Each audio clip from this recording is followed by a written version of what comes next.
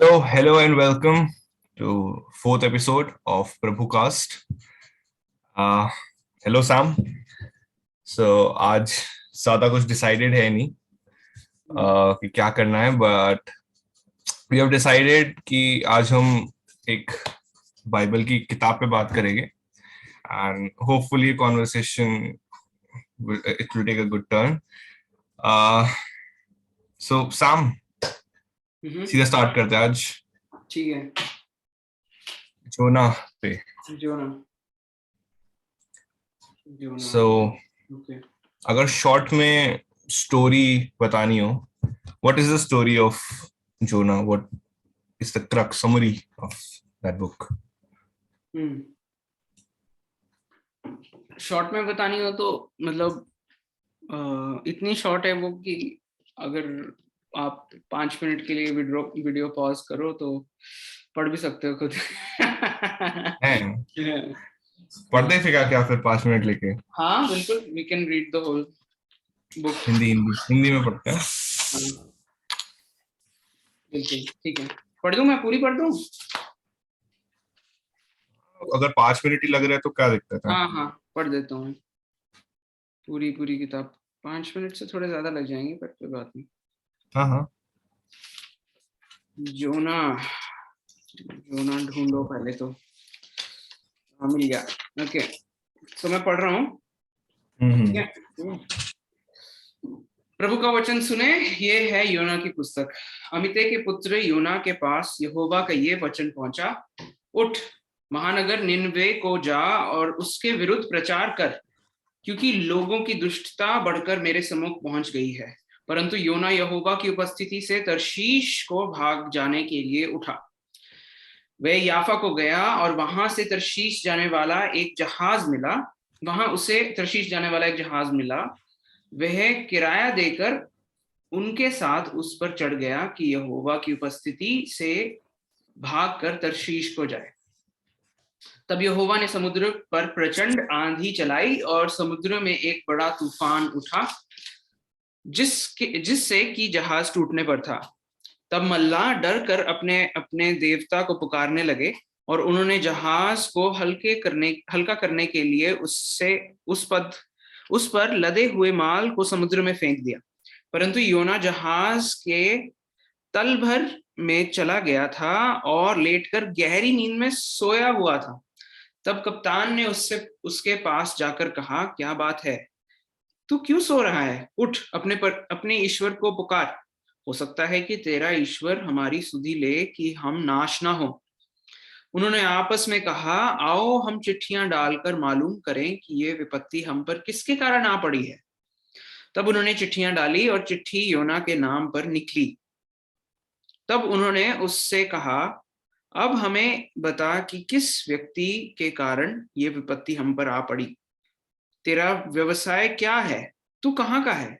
तू किस देश और किस जाति का है?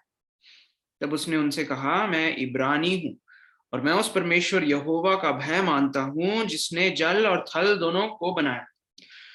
तब वे लोग अत्यंत डर गए और उससे कहने लगे, ये तूने क्या किया?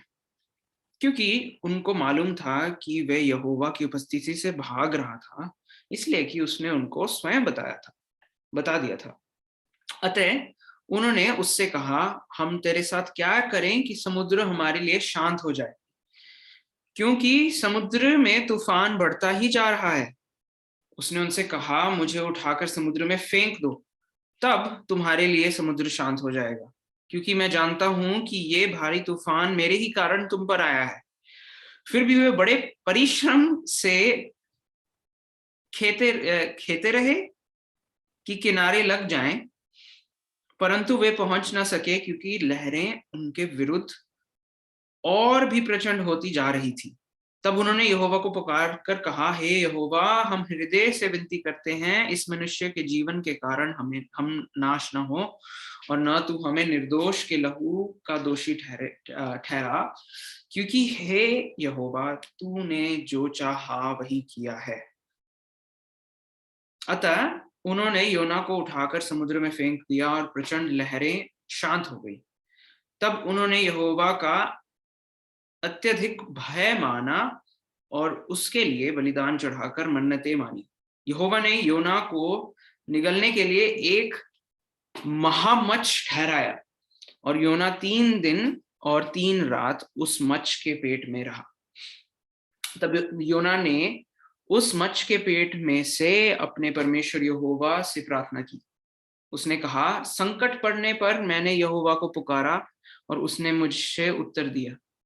मैंने सहायता के लिए अधोलोक की गहराई से पुकारा और तूने मेरी सुन ली।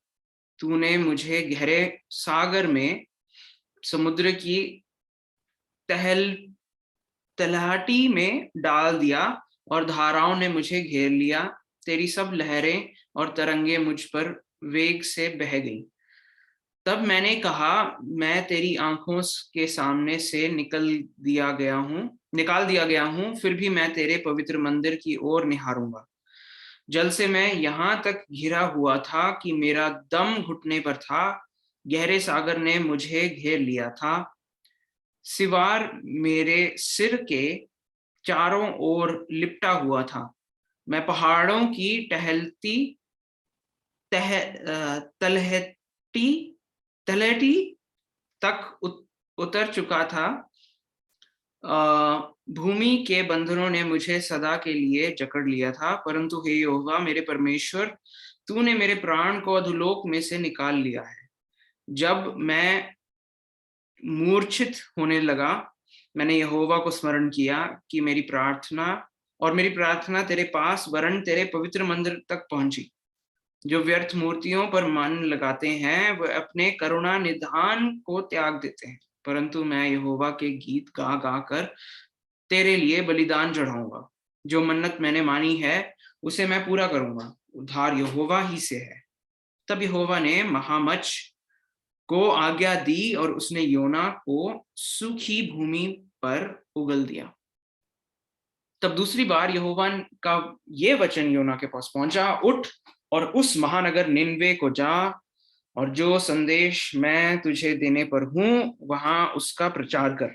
अतः यहोवा के वचन के अनुसार योना उठकर निनवे को गया। निनवे एक महासागर था। उसे पूरा घूमने में 3 दिन लगते थे। योना ने नगर की यात्रा आरंभ की और 1 दिन की दूरी तक ये प्रचार करता गया, अब से 40 दिन बाद ही निनवे उलट दिया जाएगा। तब निनवे के लोगों ने परमेश्वर का विश्वास किया। उन्होंने उपवास की घोषणा की और बड़े से बड़े लेकर छोटे से छोटे तक सब ने टाट ओढ़ा। जब ये समाचार निनवे के राजा के पास पहुंचा तो उसने सिंहासन पर से उठकर अपनी राजसी वस्त्र उतार दिए और वे टाट ओढ़कर राख पर बैठ गया। फिर उसने ये घोषणा करवाई, राजा और प्रधानों के आदेश अनुसार निनवे में कोई मनुष्य, ना कोई पशु, ना कोई मनुष्य, ना कोई पशु, ना कोई पशु पक्षियों का झुंड कुछ चखे। वे ना तो कुछ खाएं और न ही पानी पिएं, परंतु मनुष्य और पशु दोनों टाट ओढ़ें और लोग गिड़गिड़ा कर परमेश्वर की दुहाई दें कि प्रत्येक अपनी दुष्ट चाल से, अपने उपद्रव के कार्यों से पश्चाताप करें। कौन जाने परमेश्वर पलटकर दया करे और अपने भड़के हुए प्रकोप को हटा ले कि हम नाश न हो। जब परमेश्वर ने उनके कामों को देखा कि वे अपनी दुष्ट चाल से फिर गए थे, तब दया करके उस विपत्ति को जिसे उसने उन पर डालने की घोषणा की थी आने न दिया। परंतु ये बात योना को बहुत ही बुरी लगी और वे क्रोधित हो गए। तब उसने यहोवा से ये कहकर प्रार्थना की, हे यहोवा, जब मैं अपने देश में था तब क्या मैंने यही बात नहीं कही थी? इसलिए मैं पहले ही तर्शीश को भाग गया था, क्योंकि मैं जानता था कि तू अनुग्रहकारी और दयालु परमेश्वर है, जो क्रोध करने में धीमा और करुणा से भरपूर है तथा दया करके विपत्ति को भेजने से रुका रहता है। अतः अब है यहोवा, मेरा प्राण मुझसे ले ले, क्योंकि मेरे लिए जीवित रहने से मरना ही भला है। तब यहोवा ने पूछा, क्या तेरे क्रोध का कोई उचित कारण है? तब योना उस नगर से निकलकर पूर्व की ओर जा बैठा। वहां उसने अपने लिए एक छप्पर बनाया और उसकी छाया में बैठकर देखने लगा कि अब नगर का क्या होगा। तब यहोवा परमेश्वर ने एक पौधा उगाकर ऐसा बढ़ाया कि योना के सिर पर छाया हो, जिससे उसका दुख दूर हो। योना उस पौधे के कारण बहुत ही आनंदित हुआ। दूसरे दिन पौ फटते ही परमेश्वर ने एक कीड़ा भेजा, जिसने पौधे को ऐसा काटा कि वह सूख गया। ऐसा हुआ कि जब सूर्योदय हुआ तब परमेश्वर ने पुरवाई बहाकर लू चलाई, और अब कड़ी धूप योना के सिर पर ऐसी लगी कि वे मूर्छित होने लगा, और उसने पूरे मन से ये कहकर मृत्यु मांगी कि मेरे लिए जीने से मरना ही भला है। परमेश्वर ने योना से कहा, क्या पौधे के विषय में तेरे क्रोध का कोई उचित कारण है? उसने कहा, चाहे मैं मर भी जाऊं, मेरे क्रोध का कारण उचित है।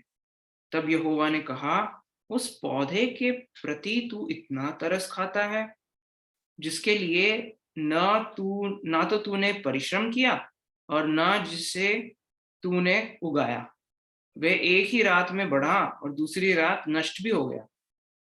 इस महानगर निनवे में तो 1,20,000 से भी अधिक लोग हैं, जो अपने दाएं और बाएं हाथों का भेद नहीं जानते, और उनमें बहुत से पशु भी हैं। क्या मैं उन पर तरस ना खाऊं? The end.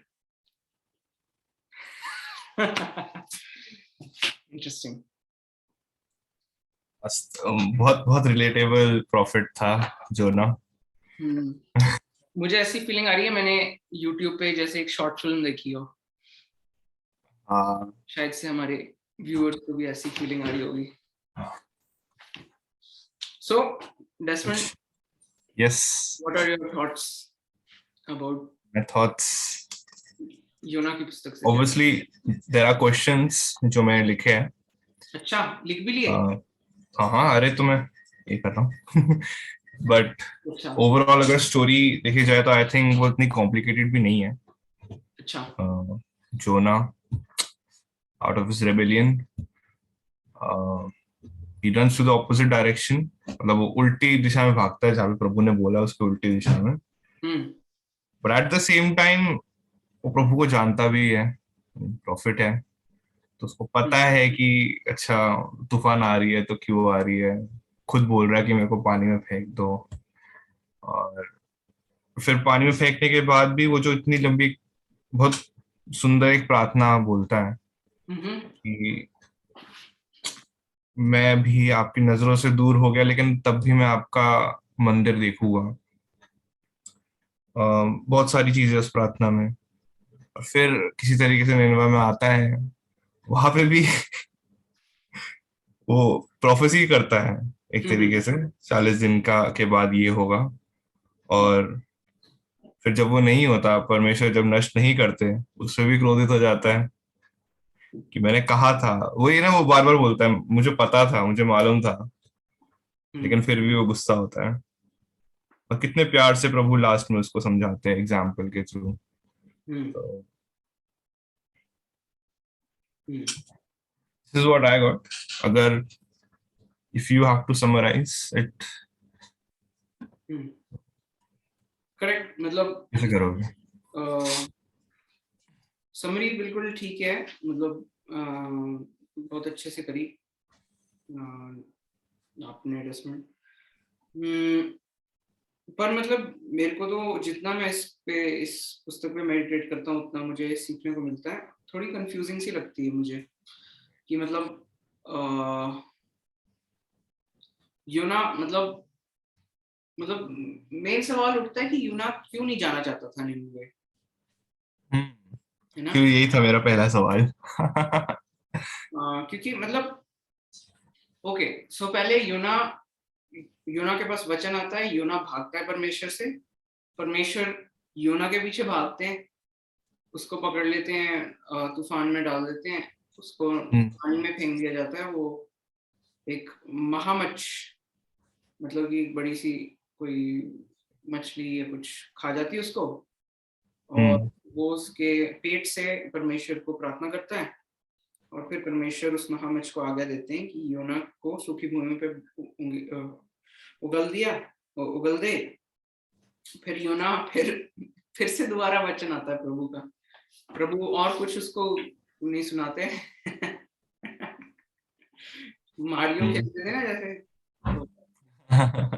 आउट हो जाते हैं तो शुरू में पहुंच तो फिर प्रभु उसको दूसरा वचन भेजते हैं।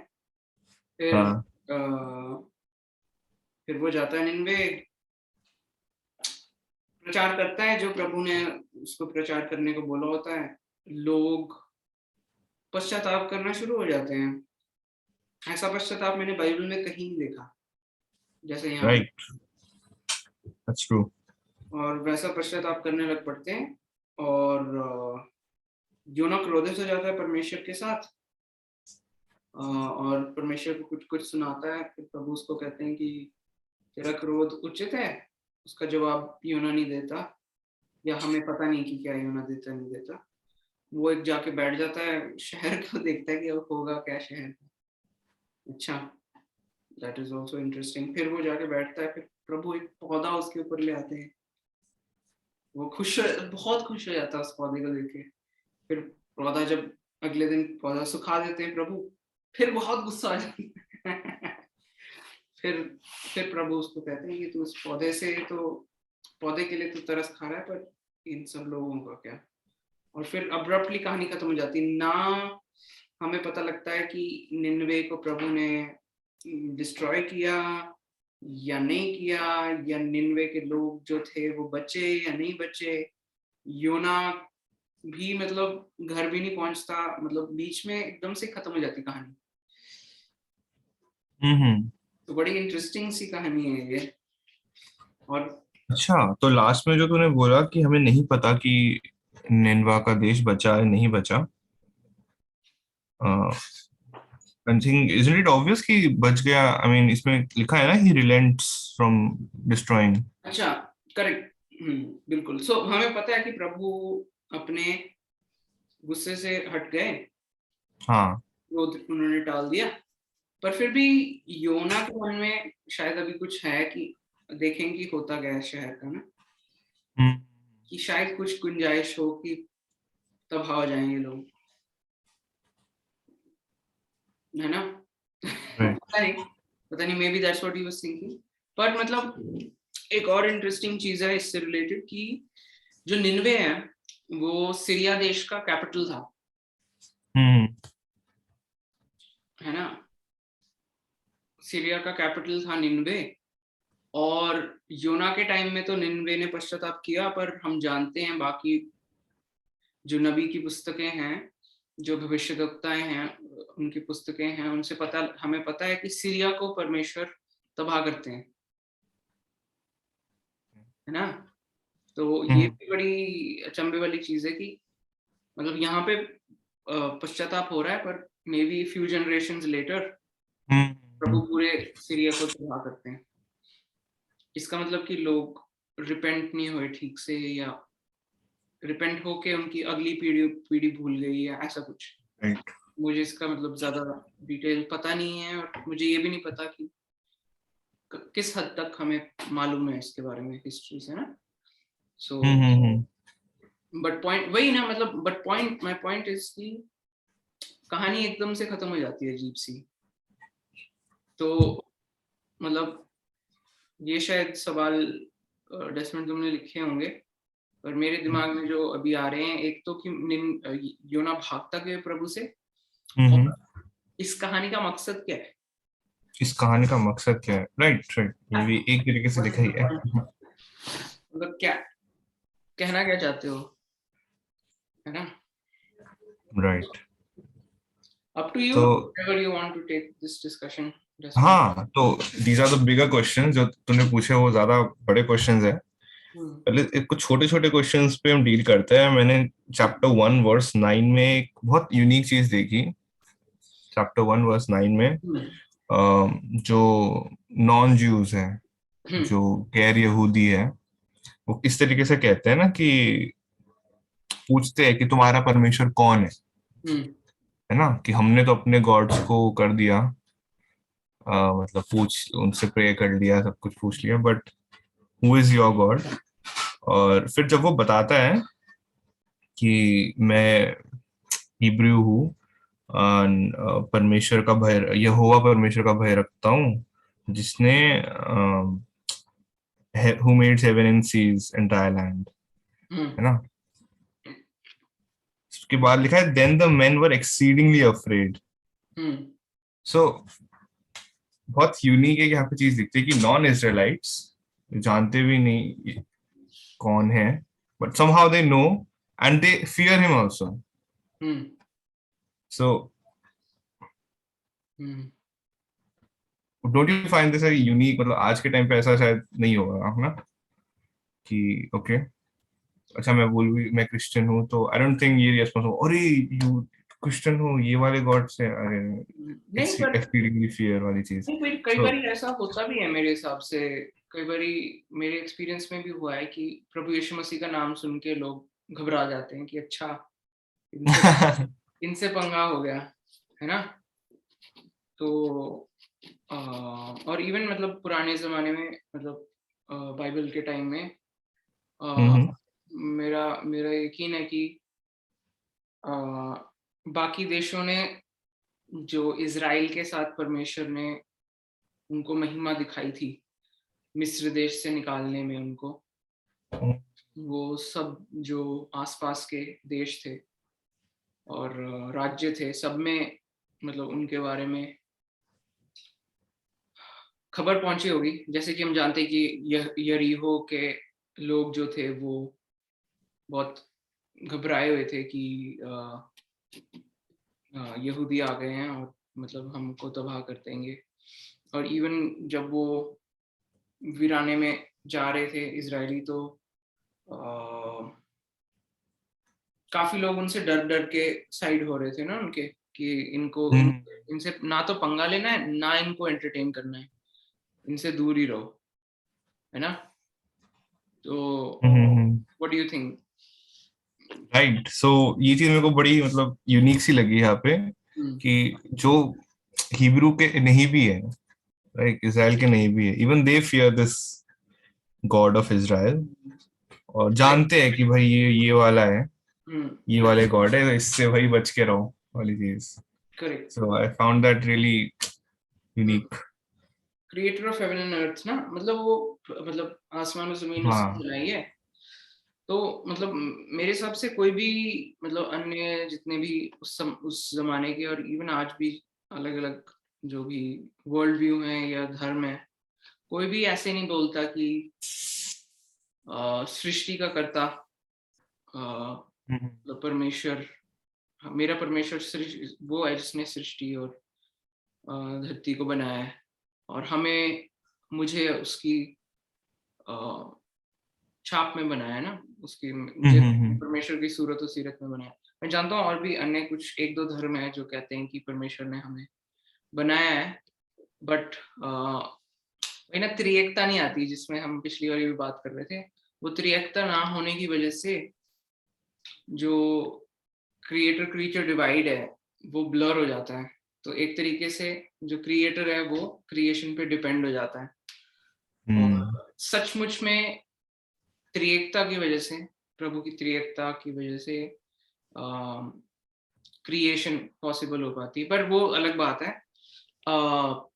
उसके लिए आप शायद पिछला एपिसोड देखना चाहें तो देख लें, नहीं देखना चाहें ना देखें, कोई बात। बट पॉइंट इज कि इवन रोमियो 1 में हमें प्रभु सिखाते हैं कि हर कोई जानता है, everyone knows there is God, है ना? सब जानते हैं कि प्रभु हैं और उन्होंने हमारी सृष्टि करी है। तो मेरा मानना है कि कभी भी कोई भी अगर सच्चे जिंदा परमेश्वर के कांटेक्ट में आए तो वो घबरा जाएगा।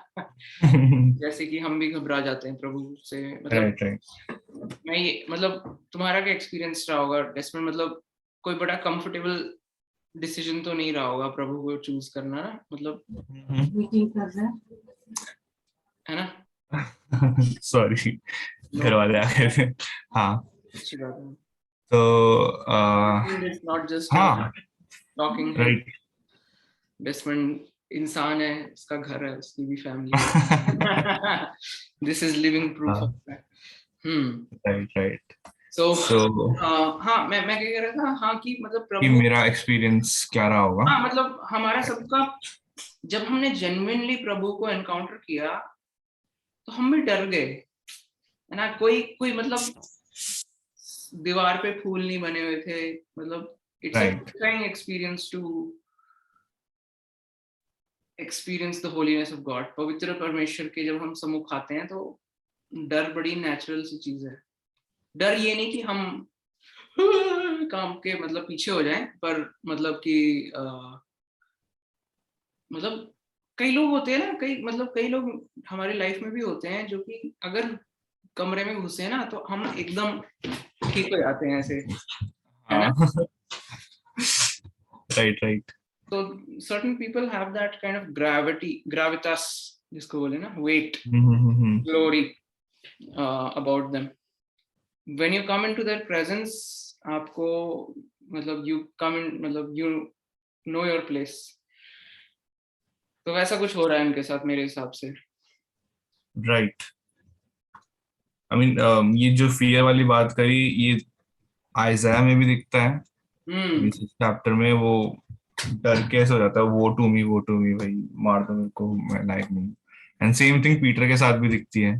पहले तो वो जीसस के सामने बड़ा चौड़ा होता है, एंड देन जब उसको पता लगता है कि okay this is Jesus actually में सन ऑफ गॉड वाला, सो वो सीधा बोलता है कि चले जाओ यहाँ से, चले जाओ, डिपार्ट फ्रॉम मी. राइट. सो हमेशा ये चीज दिखती है कि भाई उसकी परमेश्वर के प्रेजेंस से भागते हैं क्योंकि ही इज सो होली. सो या दिस इज प्रीटी गुड. ठीक है. Pretty interesting topic, fear of God. इसमें भी कभी अच्छे से उसके बात करेंगे. बट कुछ क्वेश्चंस तो तूने खुद पूछे थे कि अच्छा वो भागा क्यों, एंड इतना गुस्सा भरा है जोना में, तो क्यों है वो गुस्सा, why is he getting angry. वो कह रहा है मुझे पता है कि तुम मर्सीफुल गॉड हो, और वो गुस्सा कर रहा है इस बात पे. राइट. सो दो तीन क्वेश्चन को मैं कंबाइन करके पूछ रहा हूँ. ओके. कि ठीक है, उसने ये प्रोफेसी करी 40 days वाली.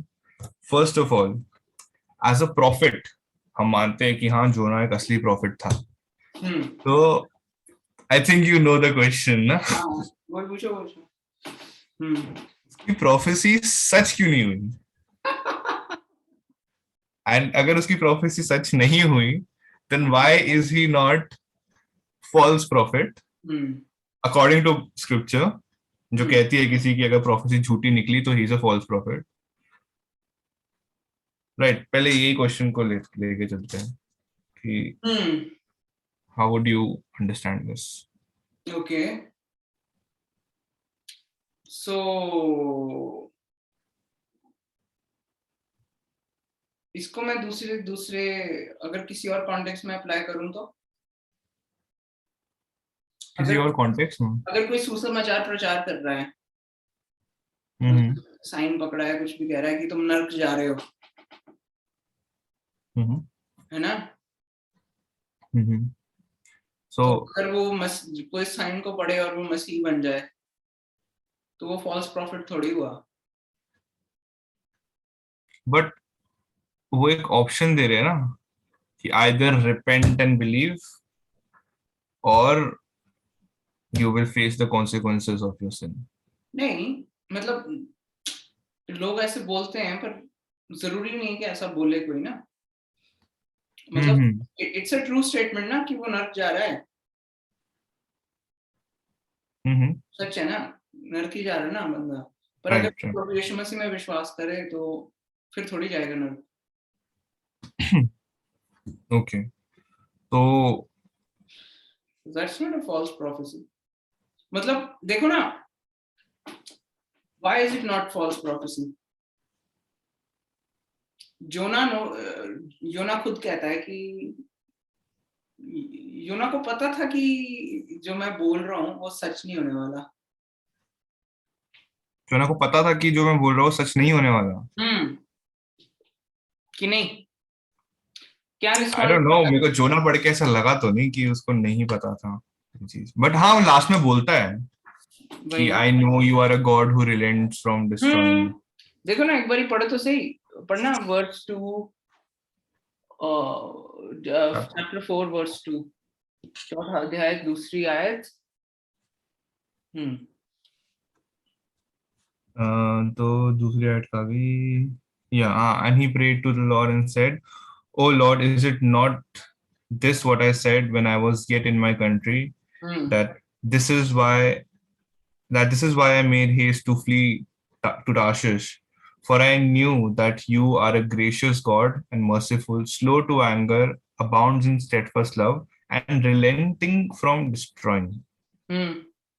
हाँ, आगे okay. खत्म हो Therefore गया? now, O Lord, please take my life from हाँ me, हाँ, अच्छा for अच्छा। it is better for me to die than live. हम्म। तो मतलब योना यहाँ कह रहा है कि मैंने, मतलब वो गुस्सा हो रहा है, क्यों गुस्सा हो रहा है? वो इसलिए गुस्सा नहीं हो रहा है कि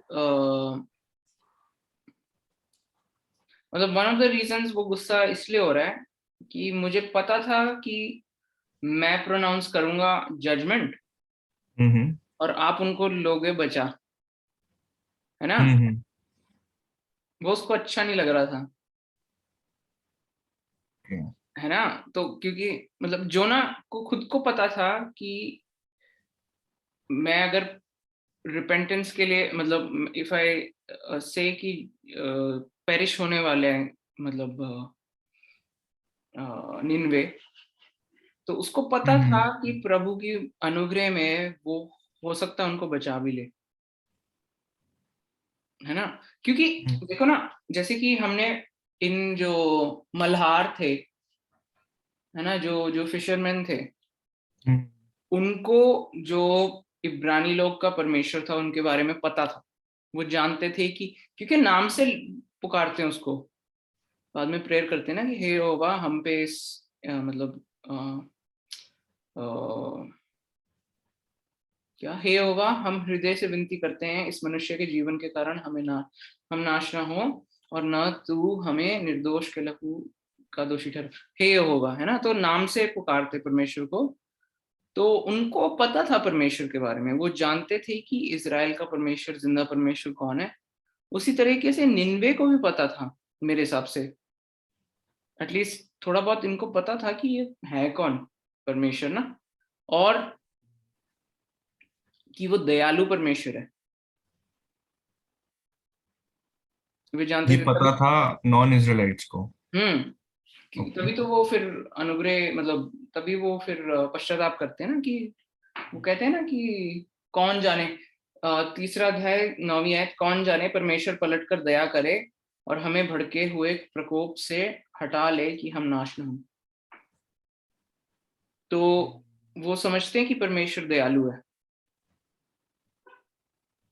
तो मतलब सबको पता है कि प्रभु दयालु है, योना को पता है और निन्वे वालों को पता है। निन्वे वाले घबराए हुए हैं कि हम पे कलेश आने वाले हैं क्योंकि परमेश्वर हमसे नाराज हैं। चलो हम परमेश्वर के अनुग्रह को अपील करें और बचें। योना को पता है कि मैंने तो कलेश के लिए बोल दिया इनको, पर अगर ये रिपेंट करेंगे, पश्चाताप करेंगे अपने पापों का, तो प्रभु दयालु उनकी वजह से इन्हें माफ करेंगे, तभी वो गुस्सा हो रहा है। सो दोनों केसेस में मैं समझता हूँ कि ये रियलिटी उनको पता है कि परमेश्वर दयालु है, और वो परमेश्वर की दया ही है जिसकी वजह से योना फॉल्स प्रॉफिट नहीं है। Is that clear? नहीं? लास्ट स्टेटमेंट मैं समझा नहीं, प्रभु की दया ही है जिसकी वजह से वो फॉल्स प्रॉफिट नहीं है। हाँ, क्योंकि मतलब ये हाँ। कोई मतलब फाइनल एब्सोल्यूट स्टेटमेंट तो है नहीं ना। योना अगर हम्म योना अगर वहां खड़े होके बोलता कि sun rises in the east, hmm है ना, और प्रभु वेस्ट से सन उगा देते, ओ फॉल्स प्रॉफिट, बट वही मैं कह रहा हूँ ना, उसकी फॉल्स प्रॉफिट लैंग्वेज थोड़ी देखना। होता वो। मैं कह रहा हूँ तब भी फॉल्स प्रॉफिट ना होता ना वो। अच्छा, वो तब भी फॉल्स प्रॉफिट नहीं होता? कैसे? देखो वही ना, हम we tend to limit God to our understanding ना। सही बात है। मतलब अगर सोचो, अजीब सी बात लगेगी पर सच है, अगर हम्म, प्रभु चाहे कल सुबह तो वेस्ट से उगा सकता है सूरज को बिल्कुल। Without any problem, without causing us harm. मतलब ऐसा नहीं होगा कि अर्थ उल्टा घूमने लग जाएंगे और हम मर जाएंगे सब। मतलब if he wants he can actually make the sun rise from the west. Do we believe that? Yes. है ना? मतलब हमें साइंस इतना इतना हमें ब्लाइंड नहीं कर देना चाहिए कि we stop believing in possibility of miracles. समझ रहे हैं? ओह सॉरी, हम्म, मेरी व्हाट्सएप का नोटिफिकेशन है, 1 मिनट मैं बंद करता हूँ व्हाट्सएप को, 1 minute, sorry. So my point is, प्रभु अपनी सृष्टि में जब तक एक ही काम प्रभु नहीं कर सकता अपनी सृष्टि में, वो है पाप। बाकी जो मर्जी वो करना चाहे वो कर सकता बिल्कुल। है ना? बट क्वेश्चन ये है ना कि और अगर ट्रू प्रॉफिट, असली प्रॉफिट बोले कि sun will rise from the east, hmm in actuality it rises from west, अरे तो how is he not a false prophet? अरे क्योंकि generally sunrise in the east, right. That is why is not false prophet ना। देखो अगर मैं, देखो ना, अगर देखो न्यूटन मान लो जीसस के साथ सी ऑफ गैलिली में है, okay, Isaac Newton is with Jesus in sea of Galilee. Isaac Newton ने सबको एक माउंट पे खड़ा होकर सुना रहा है F = ma, ग्रेविटेशनल फोर्स के बारे में बता रहा है, ठीक है। दूसरे माउंटेन पे जीसस खड़े हैं और उतर के फिर पानी पे चलने लग गए। अब सब न्यूटन को पत्थर थोड़ी मारेंगे, प्रभु की मर्जी है, वो जो मर्जी करे ना। देखो राइट राइट, वो अगर तो सही है बट देखो ना भाई, नहीं नहीं, एक और एग्जांपल देता हूँ मैं। मान लो मैंने मान लो मैं यहाँ पे हूँ यूएस में ना, मान लो मैं एक चिड़िया को भेजूं तुम्हारे पास एक चिट्ठी ठीक लेके है। कि हाँ। पता है कल सुबह मैं कॉलेज जाऊंगा, एक रेड कलर की टाई पहन के जाऊंगा, ठीक है। वो चिड़िया जब तक पहुंची है, मान लो बहुत तेज चिड़िया है, 3-4 घंटे में इंडिया पहुंच गई, तुम्हें मैसेज मिला रेड कलर की टाई पहन के जाऊंगा मैं कॉलेज ना। What if I decide in the morning to wear blue tie? मार दोगे उस पंछी को?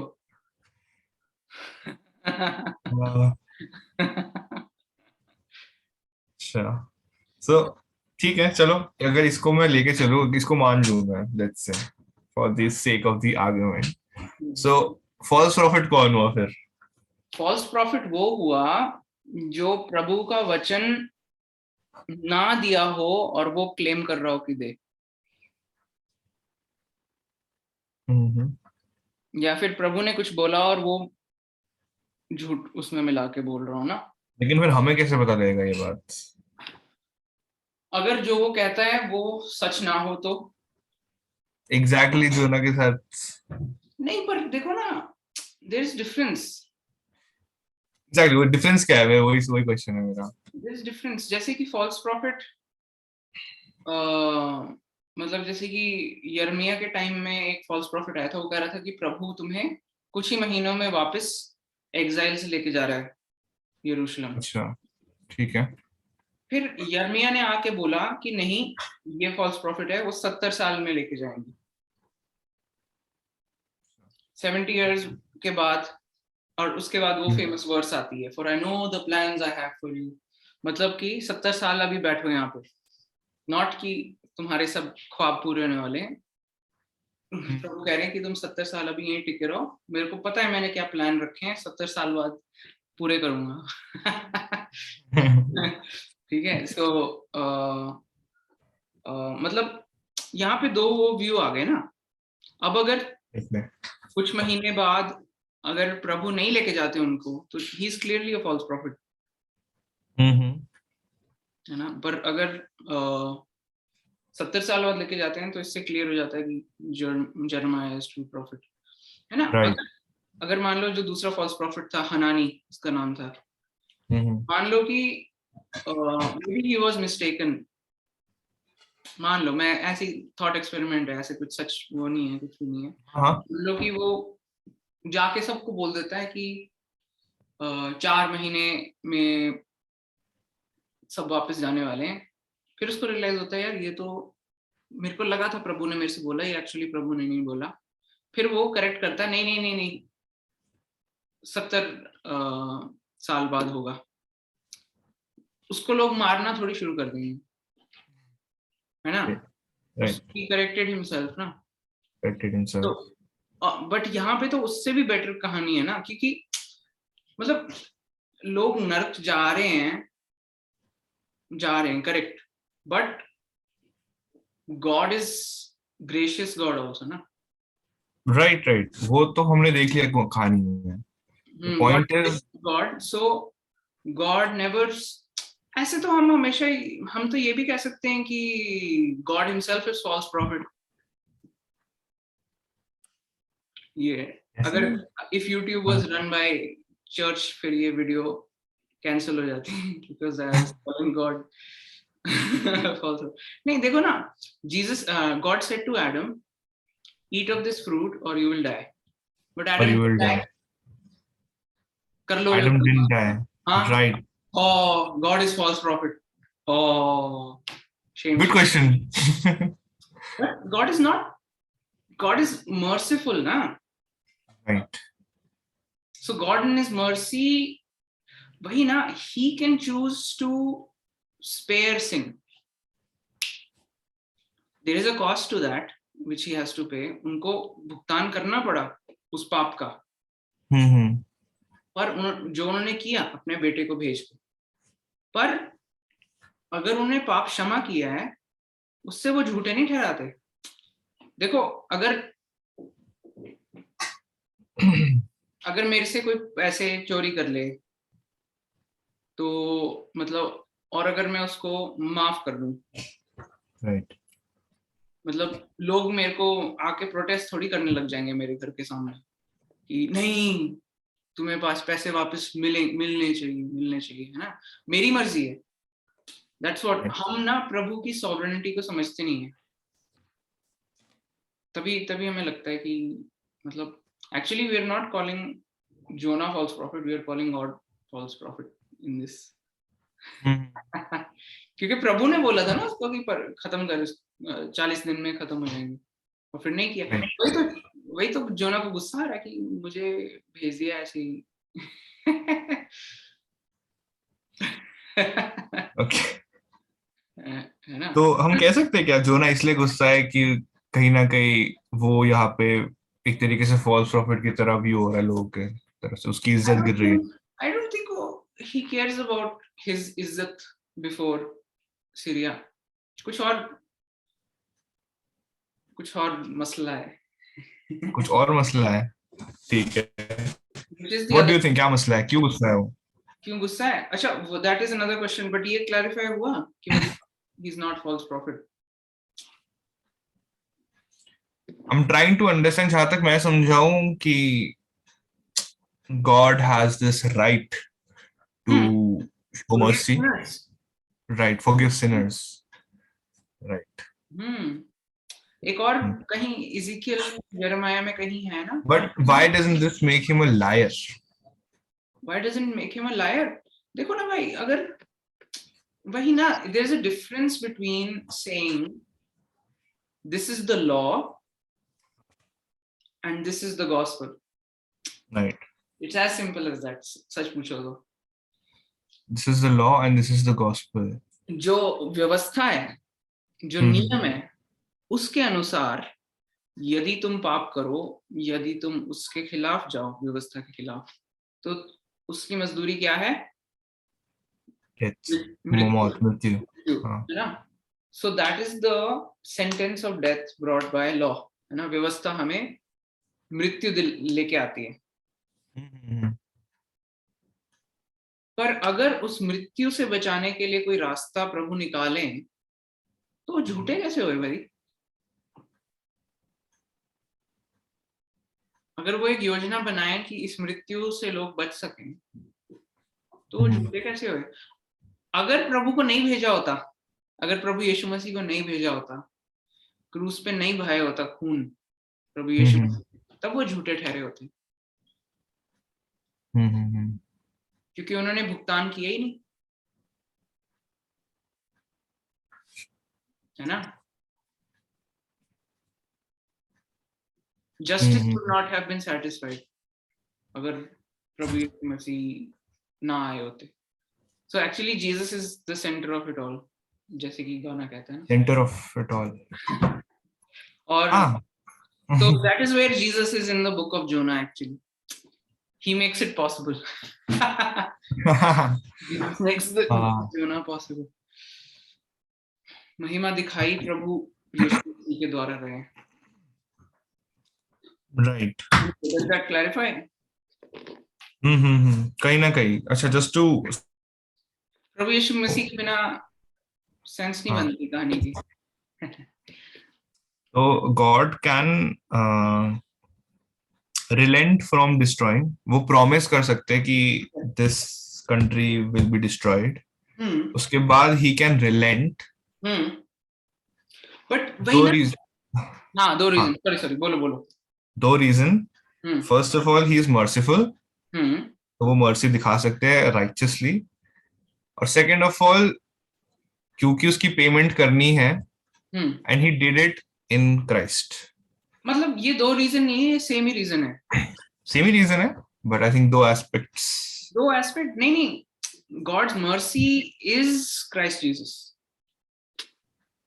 देखो ना, this is where Islam actually falls short. इस्लाम भी इस्लाम सिखाता है कि प्रभु जो हैं, प्रभु या जो बोलो अल्लाह या जो गॉड है, वो क्या बोलते हैं, जस्ट है एंड मर्सीफुल है ना? वही लॉ इज देयर. हिंदी में बताइए, जस्ट और मर्सीफुल. जस्ट और मर्सीफुल हिंदी में जो खुदा है, जो अल्लाह है, वो गुनाह को कभी मतलब ऐसे जाने नहीं देगा. न्याय कर. न्याय मतलब न्याय हिंदी हो गया ना, मैं उर्दू में. उर्दू. न्याय मतलब कभी भी इंतकाम. ओके, मतलब जस्टिस या न्याय को कभी खत्म नहीं होने देगा. वो पाप को हमेशा पनिश करेगा, पर दयालु भी है. God is merciful also, but his mercy is very vaguely defined. Right. Arbitrary, है ना? It is not, मतलब किसी को पता नहीं कि जो गॉड है उसकी मर्सी मिलनी कैसी है. हो सकता है. एक एग्जांपल जैसे तूने भी दिया ना कि किसी ने तेरे पैसे चोरी कर लिए, राइट? तो Allah is very much like a human. या तो जब पैसे चोरी कर ले, या तो तू उसको माफ कर सकता है, या तो तू उससे वो पैसे वापस ले सकता है, राइट? या तो तू दया दिखा सकता है, या तो तू जस्टिस दिखा सकता है. दोनों चीजें साथ में नहीं दिखा सकता तू. दोनों चीजें साथ में दिखा सकता है, पर इंसान कैसे दिखा सकता है साथ में? But point is someone has to पे.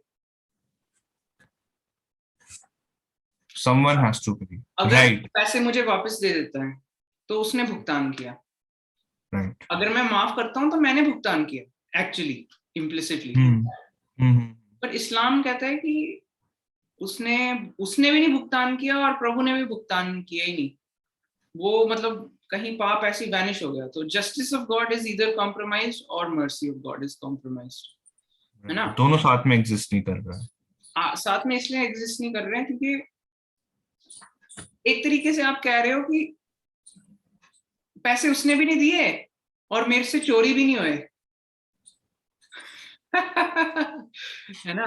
मेरे पास सुबह जब मैं उठा था, मेरे पास 1000 रुपए थे मेरे वॉलेट में.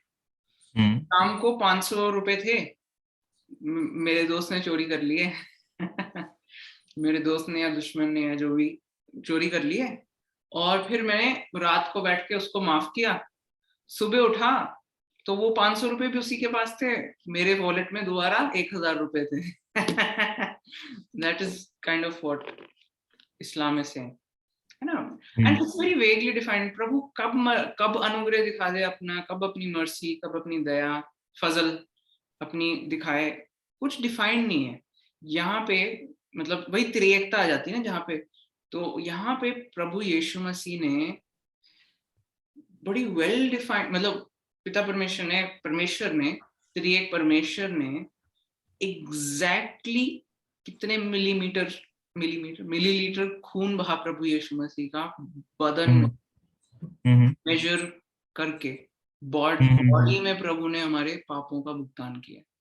जैसे हम बॉडी में पाप करते हैं, मतलब स्पिरिचुअल भी करते हैं, मतलब नॉट सेइंग कि बॉडी से पाप होता है, but as we sin in the flesh, so Jesus suffered in the flesh.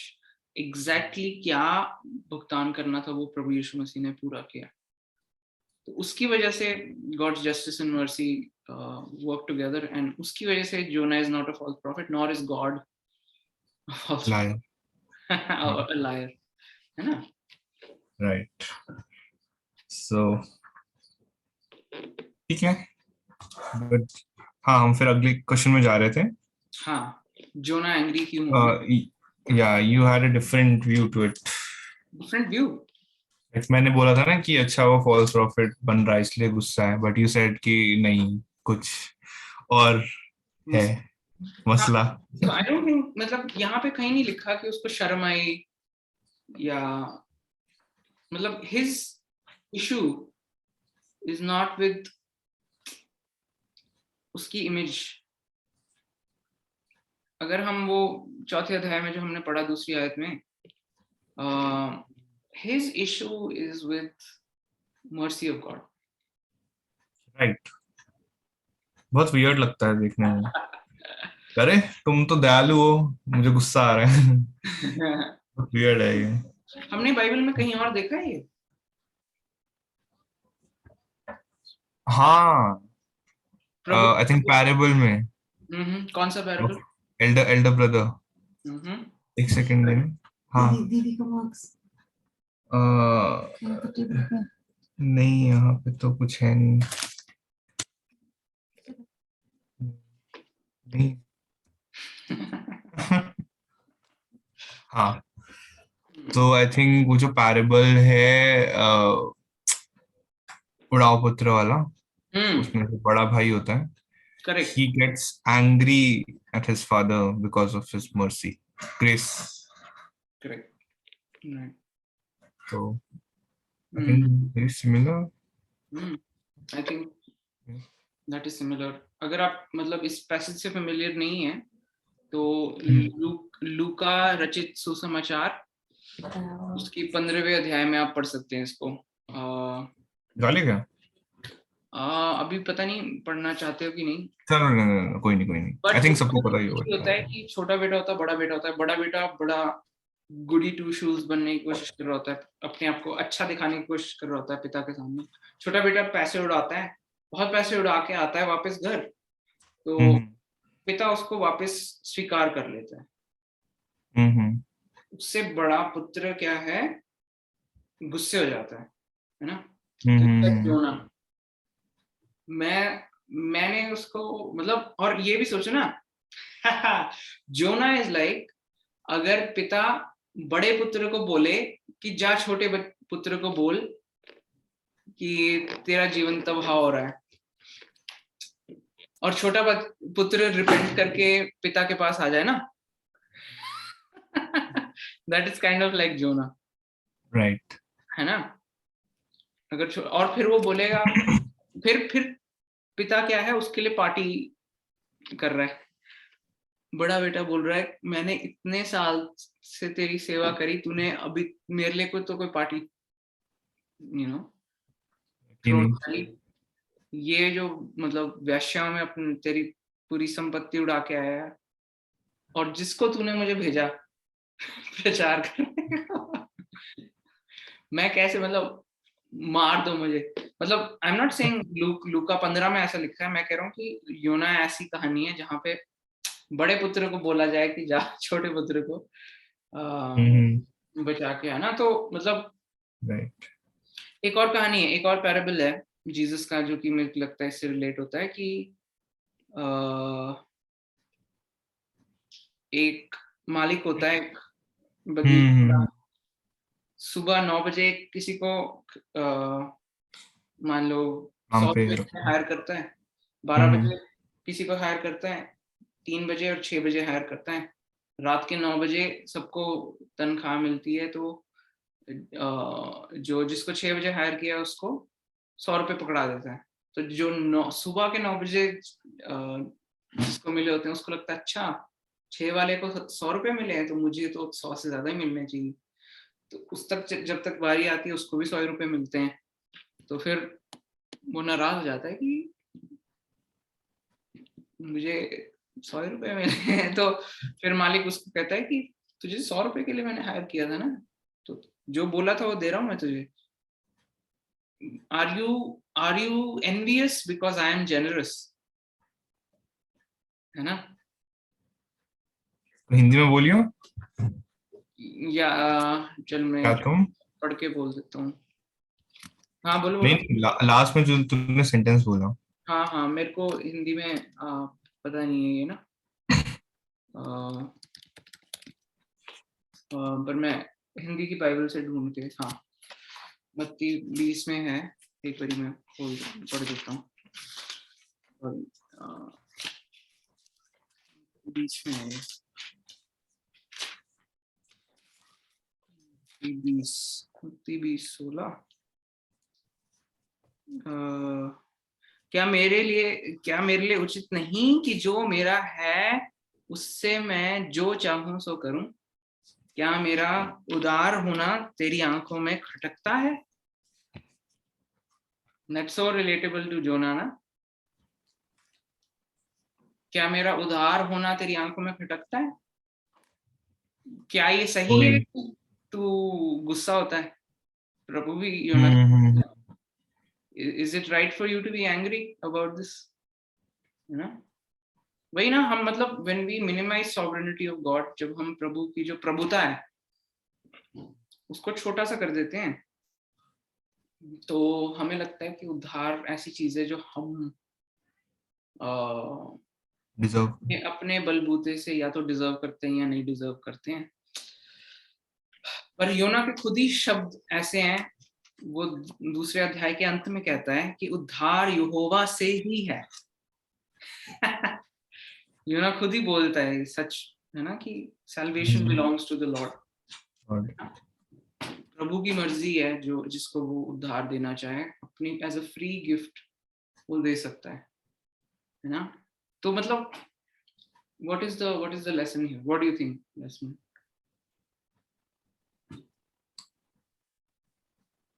What I understood कि जो grace of God है, first of all you cannot demand it because he doesn't owe that grace, right? कि अगर परमेश्वर अनुग्रह दिखा रहा है तो आप उस अनुग्रह को ऐसे हक से नहीं मांग सकते हैं, राइट? अनुग्रह इज अ गिफ्ट, अनुग्रह एक तोहफा की तरीके से है। एंड सेकंड ऑफ ऑल, जिसको अनुग्रह मिल रही है you can not ought not to be jealous of it, envious of it, right?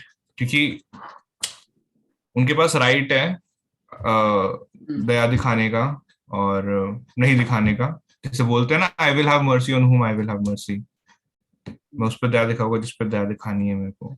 So we can not demand it कि भाई उसको दिखाया तो मेरे को भी दिखाओ या मैं डिजर्व करता हूँ, right? And vice versa. So this is what आई, एक इसमें मतलब there's a truth in what you are saying कि we cannot demand God's grace, but that's not the whole picture actually। मतलब पता है मैंने ऐसे लोग मिले हैं मुझे, जब मैंने उनको यही चीज बोली ना, God will have mercy on whom he will have mercy, कि you cannot demand God's grace, only he can give you as a gift। तो पता क्या बोला उन्होंने, कहते कि ठीक है फिर मैं क्यों पूछूं, है ना, गुस्सा हो जाते हैं मेरे से ना, फिर कहते कि ठीक है जाओ फिर, मेरे को क्यों सुना रहे हो ये सब, प्रभु ने बचाना होगा बचा लेगा मुझे, तुम जाओ। वो भी सही नहीं है ना, राइट राइट। वो भी सही नहीं है। तो मांगे या ना मांगे अनुग्रह प्रभु से, बताओ। सो ये जो बोला बोला तूने लास्ट में कि जिसको देते हैं वो, हम्म, आई थिंक उससे पहले एक नीड दिखानी जरूरी होगी ना फिर, कि तुम्हें चाहिए वो दया, you need that grace, you are going to hell, you are dead in spirit. Correct. तब आई थिंक ये रिएक्शन शायद ना आए कि हाँ भाई कर दे, तब एक भूख होगी दया की। जैसे तूने एग्जाम्पल में दिया ना, 3 बजे जो 9 बजे सुबह आया, हम्म, 9 बजे सुबह आया, हाँ। हाँ जब भी आया। उसको उसको वो था कि भाई मेरे को ज्यादा चाहिए, जरूरत है हर चीज, हम्म, बट तो उसको बाइबल फिर में ऐसा नहीं लिखा कि यू नो अपनी सारी जरूरतें प्रभु के सामने रखो और वो तुम्हें देगा। Hmm. So isn't that contradicting? हम ज्यादा डीप तो नहीं जा रहे? कोई नहीं, ठीक है, जा रहे हैं वैसे, बट अच्छी बात है। ओके। हाँ, तो मैं ये कह रहा था, कहाँ पे थे हम? हाँ मैं कह रहा था कॉन्ट्रडिक्ट तो नहीं कर रही बात कि एक तरफ हम कह रहे हैं कि प्रभु मांगो जो मांगो, ask and you shall receive, तो ठीक आई है। थिंक यहाँ पे डिफरेंस दिखता है आस्किंग और डिमांडिंग का। अच्छा। अरे आरसी स्प्राउल का एक मैंने सुना था, बहुत प्यारा एग्जाम्पल देता है, वो टीचर है ना, वो टीचर था, सॉरी, हाँ, थियोलॉजी स्कूल में। हाँ। तो उनके हर महीने ना असाइनमेंट्स देने होते थे। बड़ा प्यारा एग्जाम्पल दिया था आसिफ रावल ने, कि हर हर महीने ना वो देने पड़ते थे असाइनमेंट्स, और लिखा हुआ था कि अगर टाइम पे असाइनमेंट नहीं दोगे तो इतने इतने मार्क्स कटेंगे वाला चीज। तो पहले महीने में, पहले गुस्से से बोला था कि भाई सबमिट करना टाइम पे, तो पहले महीने में 99% लोगों ने दिया, एक दो रह गए थे जिन्होंने बोला सर प्लीज हमें थोड़ा टाइम दे दो, हम करेंगे। तो उन्होंने दया दिखाई, हम्म, चलो भाई ठीक है, एक दो दो दिन और ले लो, सबमिट कर देना।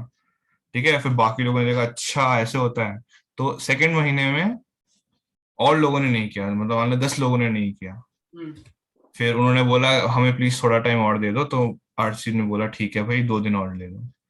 तीसरे बार में भी और लोगों ने नहीं किया, तो आरसी को लगा अरे ये तो ज्यादा हो रहा है, तो आरसी ने बोला कि नहीं, अब इस बार जिन लोगों ने और लेट किया मैं नहीं अलाउ करूंगा। हम्म, तब एक बंदे ने ऐसे आवाज उठाई कि दिस इज अनफेयर, हम्म, हमें पहले अगर मिला तो अभी भी हमें ऐसा मिलना चाहिए। हम्म, आरसी ने बोला अच्छा ये अनफेयर लग रहा है, ठीक है मैं फेयर कर देता हूँ, जितने लोगों ने अब तक पहले महीने में, दूसरे महीने में, तीसरे महीने में लेट दिया था, सबके मार्क्स में काटूंगा, सबके लिए फेयर होना चाहिए। हम्म, right.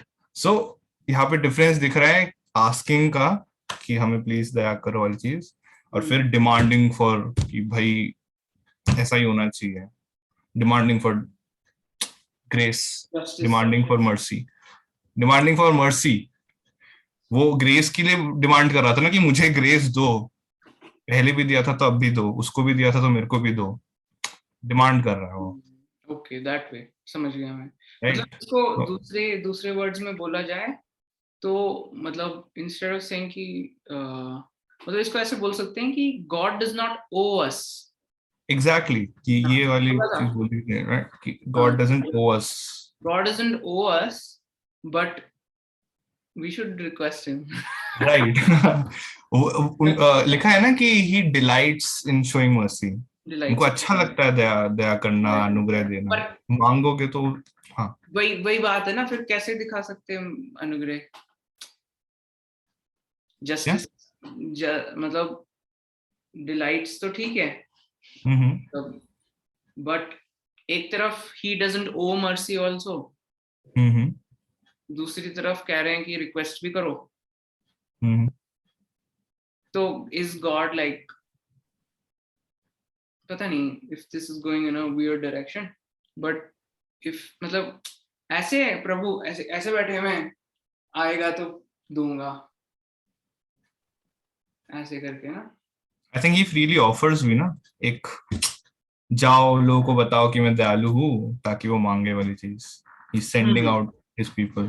I think the point I am driving at is अच्छा। कि Jesus Christ hmm. is the mercy of God, given, offered, है ना? Jesus Christ is offered to the world as a lamb on a cross, as a dying man on a cross. Jesus is offered.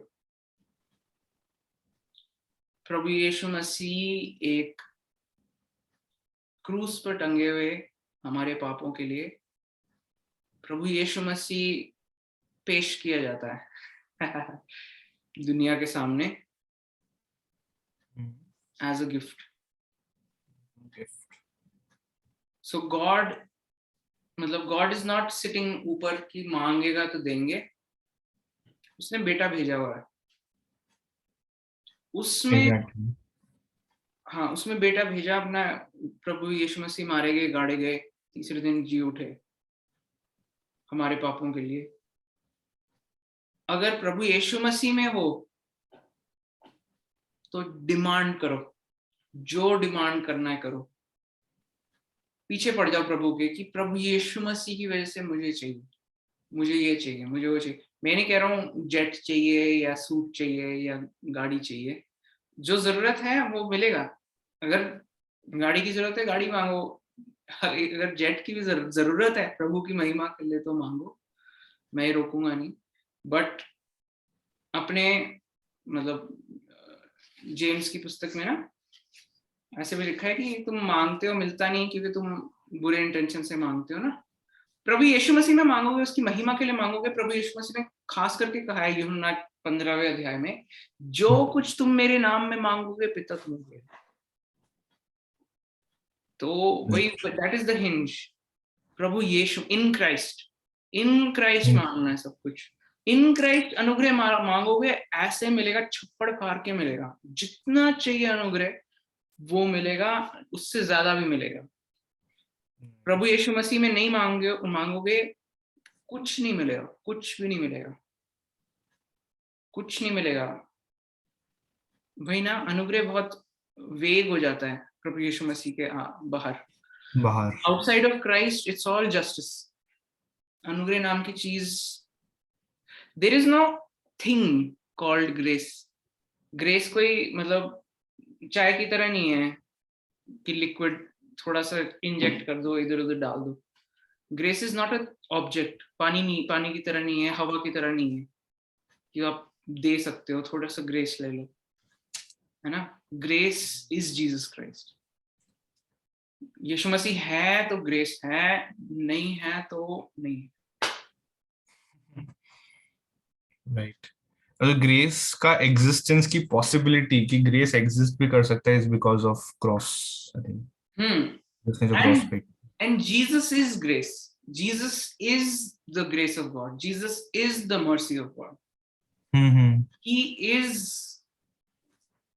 The mercy of God. Right right, मैं समझ रहा हूँ what you are trying to say. उसके अलावा none of this makes sense. Luke 15 doesn't make sense. Matthew 20 doesn't make sense. Jonah doesn't make sense. Jonah is right to be angry if Jesus is not. And God is a liar if Jesus is not. Because उसने बोला था कि आदम मरेगा, पर वो मरा नहीं। वो ग्रेस कहाँ से है? आदम मरा क्रॉस पे, आदम मरा, डेथ मिली ना इंसान को। In Christ Adam died. Because Adam was part of God's elect. जानने के लिए देखते रहिए। हाँ ठीक है ठीक है, तो हमने देख लिया। अच्छा, or anything else you want to talk about? Conclusion कितना टाइम हुआ? पता नहीं। मैं तो अभी काफी सारे और चीजें बोलने वाला था। अच्छा, बोलने वाले थे। अभी खत्म करना है या फिर पार्ट 2 रखना है इसका? मैं यार, हाँ कर सकते हैं, या कभी और कभी करेंगे, बट ओके तो काफी ठीक है। आई थिंक काफी कुछ तो डिस्कस कर ही लिया। एक लास्ट क्वेश्चन एक रखते हैं बस। हाँ पूछो। गॉस्पेल्स में जोना का एक बार मेंशन आता है, oh yes, right? Nice. I think वो बहुत इंपॉर्टेंट है। एंड जीसस कहते हैं कि no signs will be given to this wicked generation except the sign of Jonah. ये बेकार जनरेशन को कोई चिन्ह नहीं मिलेगा सिवाय जोना के चिन्ह के। सो क्वेश्चन इज, क्या है जोना का चिन्ह? व्हाट डिड जीसस मीन जब उन्होंने ये कहा कि जोना का चिन्ह ही मिलेगा और कोई चिन्ह नहीं मिलेगा? Good question. प्रभु यीशु मसीह शायद कुछ खुद ही कहते हैं इसके बारे में कुछ ना। कौन सा वर्ष देख लेता हूँ। मत्ती 12 में है ये। मत्ती 12 में? मत्ती 12 38।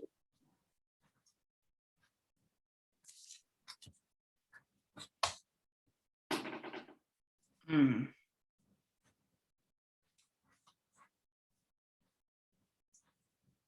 40वीं आयत।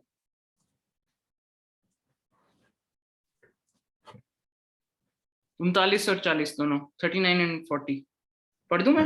40 हाँ? या 38 से पढ़ लें तो थोड़ा कॉन्टेक्स्ट मिल जाएगा।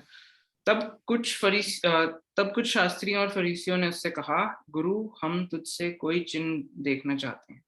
परंतु उसने उत्तर दिया, ये दुष्ट और व्यभिचारिणी पीढ़ी चिन्ह देखने को इच्छुक रहती है, फिर भी योना नबी के चिन्ह को छोड़ और कोई चिन्ह नहीं दिया जाएगा, क्योंकि जैसे योना 3 दिन और 3 रात विशाल मत्स्य के पेट में रहा, उसी प्रकार मनुष्य का पुत्र भी 3 दिन और 3 रात पृथ्वी के गर्भ में रहेगा। न्याय के दिन निन्वे के लोग इस पीढ़ी के लोगों के साथ उठ खड़े होंगे और उन्हें दोषी ठहराएंगे, क्योंकि उन्होंने योना का प्रचार सुनकर पश्चाताप किया, और देखो यहाँ वे है जो योना से भी बढ़कर है।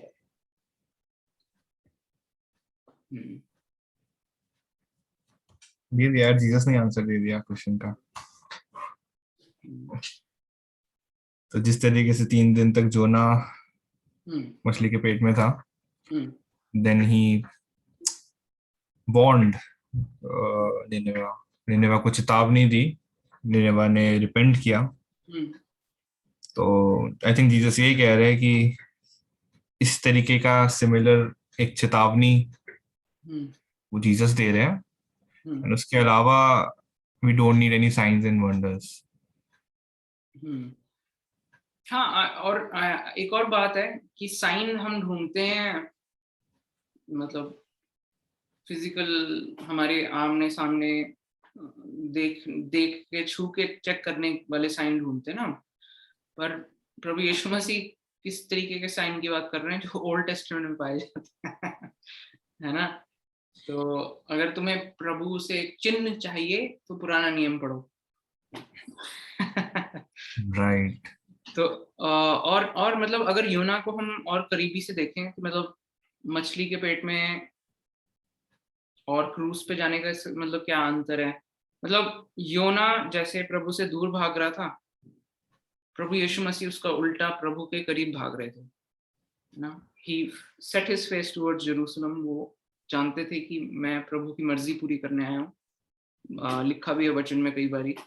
और वो यरूशलेम की तरफ जा रहे थे, और योना मतलब तूफान में आ जाता है, उठते हुए तूफानों में, है ना। तो मतलब एंड मतलब क्या बोलेंगे, जबरदस्ती by necessity he has to go into water. पर प्रभु यीशु मसीह अपनी मर्जी से अपनी जान देते हैं ताकि हमारे तूफान थम जाए एक तरीके से, है ना। हमारे दिलों के तूफान ही नहीं, पूरी दुनिया में जो पाप का कहर हाँ हाँ वो थम जाए। और बाइबल में कई बारी जैसे पाप और खतरा मतलब पानी से दर्शाया गया है। पानी मतलब पानी पसंद नहीं है, पानी से मतलब पानी नहीं, पीने का पानी नहीं, मतलब समुद्र। तो प्रभु यीशु मसीह खुद goes into the belly of the sea, है ना। और यूना के, और फिर जब जी उठते हैं, तो जब वो प्रचार करते हैं, प्रभु यीशु मसीह जो जी उठते हैं, तो अपने जी उठने का सबको मतलब अपीयर होते हैं ना 40 दिन तक, और उससे मतलब लोग बचाए जाते हैं निन्वे की तरह, repent and believe, repent and believe. और फिर उनके चेले भी जो हैं वो भी प्रचार करते हैं, repent and believe in Jesus, repent and believe, उससे भी लोग बचाए जाते हैं, है ना। तो वही वो बात है कि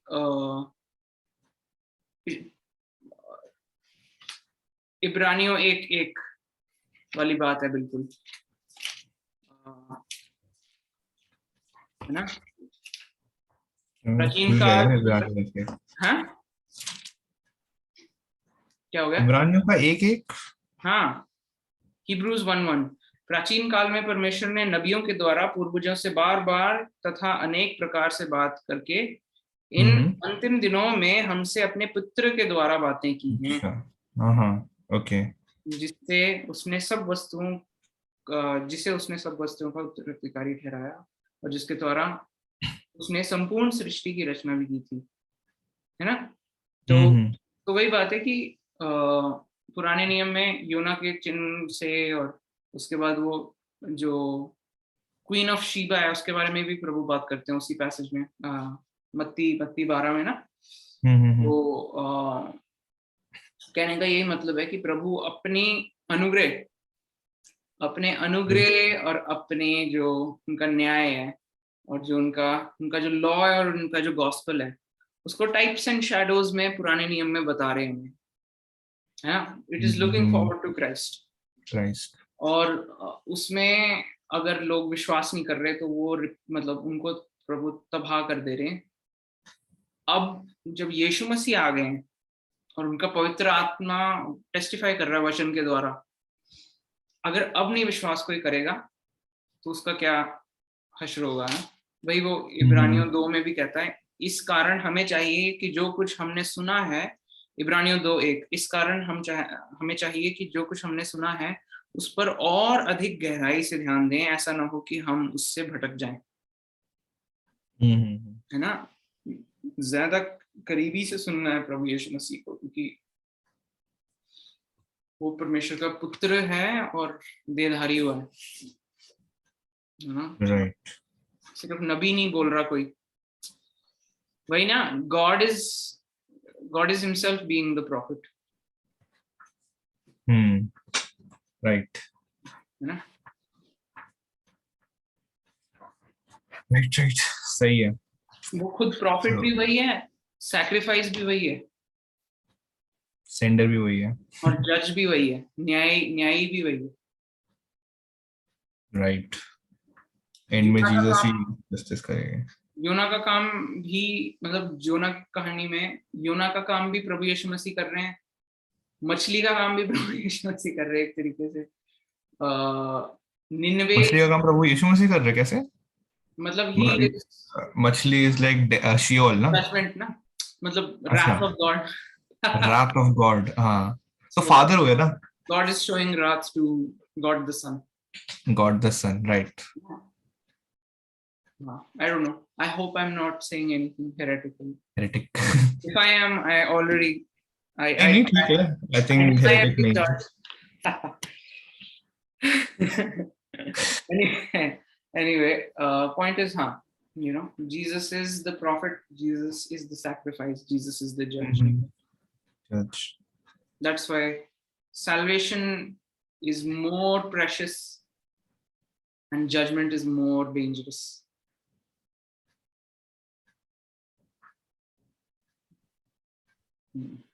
Right.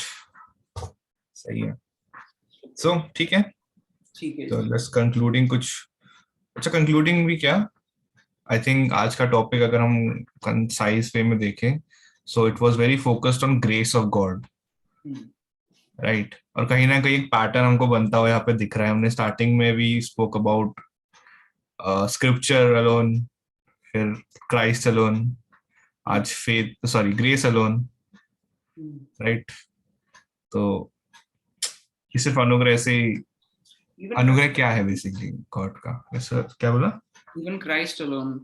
That was Christ alone, I would like to label this one as Christ alone. This one, right. I mean सारे अलोन जाके क्राइस्ट अलोन में मिलते हैं, क्योंकि फेथ भी क्राइस्ट से है, ग्रेस भी क्राइस्ट से है, scripture points to Christ, right. So that's true.